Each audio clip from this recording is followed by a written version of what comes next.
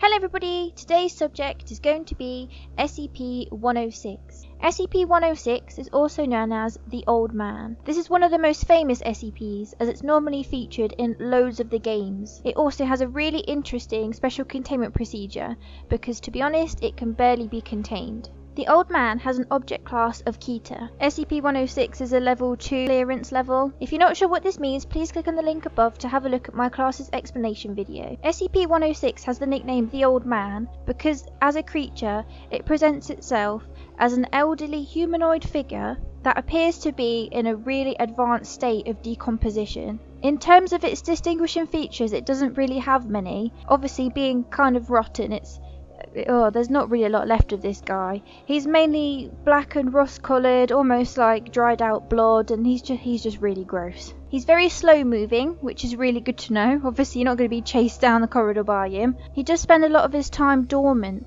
when he's not hunting. Although this old man is quite slow moving, he can climb up any surface. He also excretes a horrible corrosive substance which can actually melt through any surface. So if you imagine acid, it melts through it, which is really scary. Imagine him climbing up a wall or being hidden on the ceiling. It is absolutely terrifying. This substance will literally burn its way through everything, and it has been noted that the effects do last up to 6 hours after this substance has been connected. Another really creepy thing is that SCP-106 can move seamlessly through walls. As I said, SCP-106 spends a lot of its time not exactly doing a lot. It's been seen up to 3 months of doing literally nothing. However, the only time it does move is when it's actively hunting.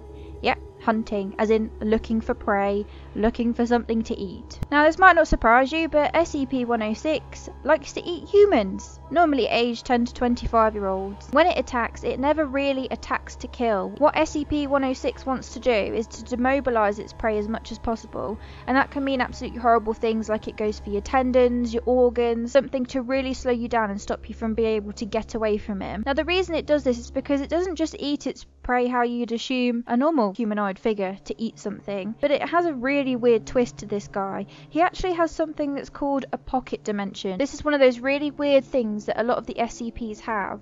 They're not just your normal cut and dry monsters. There's always something really strange going on. The pocket dimension is exactly how it sounds. So this creature can grab you and pull you into its own alternative reality where it keeps you prisoner, basically, until it wants to eat you or suck the life out of you or whatever it is it wants to do with you. It has been reported that the pocket dimension does resemble some winding, filthy corridors in which you can't get out, basically, until it comes and gets you. It has been known to take people out of the pocket dimension every now and again when it's done with them, but otherwise you're sort of trapped in there until SCP-106 does what it needs to do with you. SCP-106 has been known to keep a lot of its victims alive in the pocket dimension for however long it needs to. Sometimes it has been known to have a huge amount of prey items within the pocket dimension. In fact, there has been no recorded limit to when SCP-106 will stop hunting. After SCP-106 is finished hunting, it has been known just to resume to its normal dormant state, where it can stay for about 3 months at a time, where all it does is sit quietly in the corner, not really doing a lot, not really moving or interacting, unless it is annoyed in some way by staff or D-class personnel.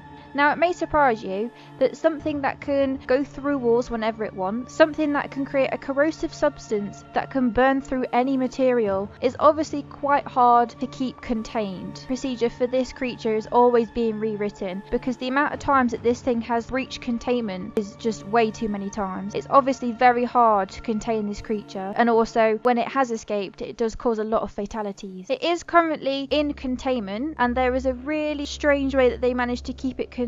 There are lots and lots of different steps for it to actually resume contained for as long as possible, but they also do have a recall protocol for when this creature does break out. They have a way to put it back into containment. Currently, SCP-106 is contained within a lead-lined sealed container with no more of 40 layers of identical material, which are all separated with about 30 centimeters of space between each layer. There are randomly placed supports surrounding the container. The container is separated 6 60 centimeters above and away from anything by electromagnetic support. On top of that, away from the container, there are lots and lots of different random rooms filled with liquids and materials. When it's presented with random structures or liquids, it does tend to get quite confused, especially if SCP-106 does try and break out. It would be an ideal time to try and confuse and slow the breakout. He also has a slight aversion to lights and to iron, so they're all added into the recall procedure of SCP-106. Now, when it does eventually breach containment, which it does happen, because SCP-106 has all of these really difficult problems that we can't really contain, such as the corrosive nature of it, there is the recall protocol, which isn't very nice, but it does manage to get the SCP back into containment